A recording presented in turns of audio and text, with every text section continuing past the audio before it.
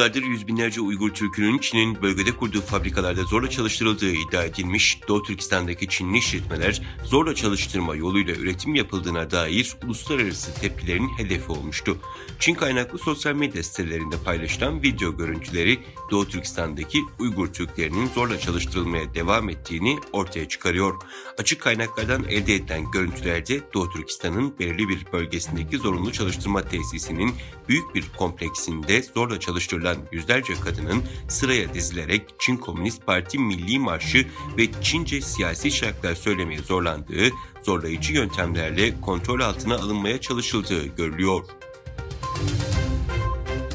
Pakistan'da Birleşmiş Milletler Mülteci Kurumu tarafından kartları yenilenmeyen Uygurlar, polis ve istihbarat görevlileri tarafından Çin'e gönderilmekle tehdit ediliyor. Pakistan'daki Uygur sığınmacı Niyaz Gafur, polis ve istihbarat görevlilerinin 2 hafta önce evine gelip kendisinin ve ailesinin Birleşmiş Milletler tarafından verilen mülteci kartlarını yenilemezlerse Çin'e geri gönderileceklerini söylediğini belirtti.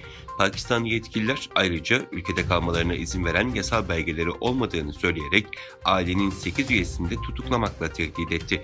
2016 yılında ailesiyle birlikte Pakistan'a sığınan 67 yaşındaki Niyaz, Pakistan'ın bu tutumundan çok endişe ediyor. Fransa Cumhurbaşkanı Emmanuel Macron, Fransa'nın başkenti Paris'te düzenlenen bir tarım fuarında yaptığı açıklamada Nisan ayının başında Çin'e gideceğini belirterek Çin'in barış çabalarına dahil olması iyi bir şey dedi.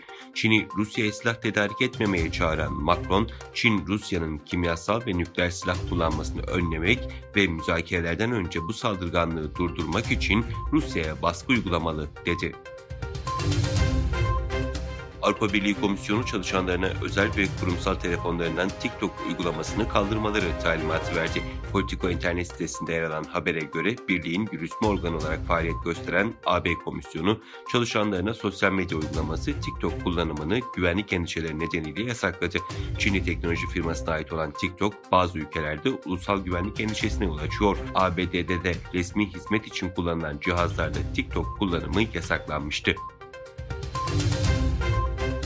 Çin'in kuzeyindeki İç Moğolistan özerk bölgesinde bir maden çöktü. 22 Şubat çarşamba günü madenin içinde 53 kişinin bulunduğu sırada çöktüğü belirtilirken o çökme sonrasında ise korkunç bir heyelan meydana geldi.